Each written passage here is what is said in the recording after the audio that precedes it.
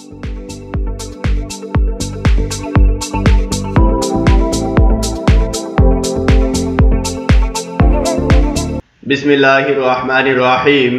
अस्सलामु अलैकुम व रहमतुल्लाहि व बाराकातुहू।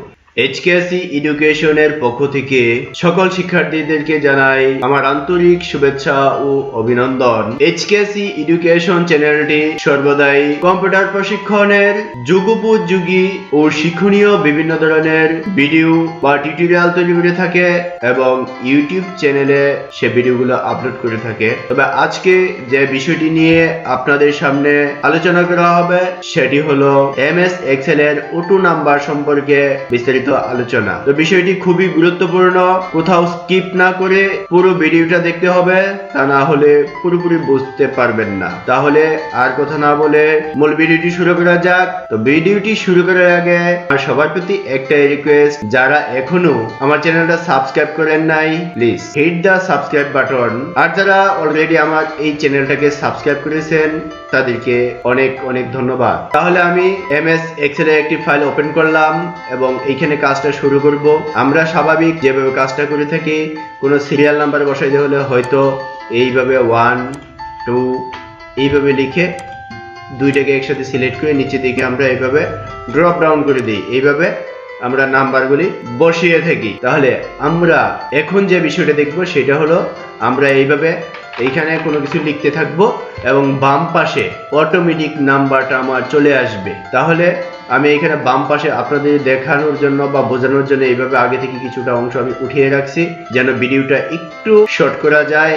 আর এখানেও আমি কিছুটা অংশ উঠিয়ে রাখছি HKC এডুকেশন সিরিয়াল নং, তারপরে শপস নেম, তারপরে একটা সিরিয়াল নং দেওয়া আছে, কবির টেলিকম এইরকম দেওয়া আছে। এখন এই লেখাটুকু লেখার পর আমি বাম পাশে 1 এর নিচে যে সেলটি আছে এখানে আমি একটা সূত্র প্রয়োগ করব। সেই সূত্রটা হলো সর্বপ্রথম ইকুয়াল টু কে কল করব, তারপরে if first bracket is blank দিব আমি IS। দেখেন IS ইস লেখার সাথে সাথে নিচে আমার ইস ব্ল্যাঙ্ক চলে আসছে। কিবোর্ড থেকে ট্যাব বাটন প্রেস করার সাথে সাথে আমার এইরকম চলে আসছে ইস ব্ল্যাঙ্কটা। তারপরে আমি একটা সেলের নাম লিখবো, এই সেলটার নাম লিখবো ডান পাশে যে সেলটা আছে 1 এর ডান পাশে যে সেলটা আছে সেটা হলো D কলাম এবং 7 নাম্বার রোতে আছে D, তাহলে আমার হবে D7। আমি লিখে দেব D7 first bracket comma double inverted comma দেব একটা, আমি আবারও কমা।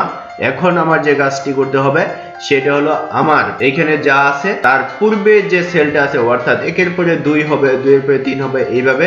অর্থাৎ আমি যেখানে সূত্রটা দিতেছি তার উপর থেকে 1 নাম্বার যে সেলটা আছে 1 লেখা আছে এটাতে আমি ক্লিক করে দেব। ক্লিক করার পর দেখেন C7 চলে আসছে। C7 আসার পরে আমি কিবোর্ড থেকে প্লাস বাটন প্রেস করে আমি 1 দেব, যেহেতু আমার 1 করে বৃদ্ধি পাবে সেজন্য 1 দিব এবং আমি কিবোর্ড থেকে ফার্স্ট ব্র্যাকেট দিয়ে ক্লোজ করে এন্টার বাটন প্রেস করব। দেখেন অটোমেটিক আমার 2 চলে আসছে। এখন এখানে 2 চলে আসছে। এখন আমি এখানে লিখব।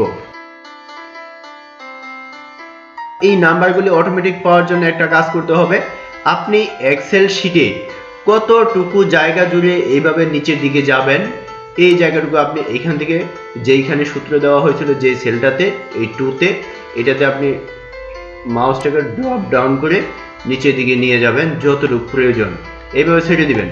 দেখবেন যে অন্যান্য ক্ষেত্রে যখন আপনারা কোনো সংখ্যা লিখে এইভাবে নিচের দিকে ড্রপ ডাউন করেন, ড্র্যাগ করেন, তখন কিন্তু নাম্বারগুলি অটোমেটিক হয়ে যায়, একটা সংখ্যা বা সিরিয়ালি সংখ্যাগুলি হয়ে যায় এই পাশে যেভাবে দেখানো হয়েছে। কিন্তু এই ক্ষেত্রে হয় নাই, এর কারণ হলো আমি যখন ডান পাশে লিখবো তখন বাম পাশে আমার সিরিয়াল নাম্বারটা অটোমেটিক চলে আসবে। তারপর আমি একটু ট্রাই করে দেখি নিচের দিকে কিরকম হয়। আপনি হয়তো ভাবতে পারেন আমার ডান পাশে যে নামগুলি আছে সেগুলি আমি লিখতেছি সেজন্য হয়তো আমার অটোমেটিক নাম্বারটা চলে আসছে। আসলে কিন্তু এটা না, আমি অন্য একটা নাম লিখে দেই KABIR কবির। আমি শুধু কবির লিখলাম, বাকি অংশটা কবির অ্যাপ দিলাম।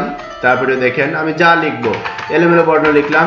দেখেন আপনারা হয়তো ভাবতে পারেন যে ডান পাশে লেখা আছে সেজন্য মনে আমার এই সিরিয়াল নাম্বারগুলি আসতেছে, আসলে তা না, এটাই বাস্তব। আপনি যদি এইভাবে সেট করে নিতে পারেন তাহলে আপনার বাম পাশের যে সিরিয়াল নাম্বার আছে অটোমেটিক এইভাবে চলে আসবে।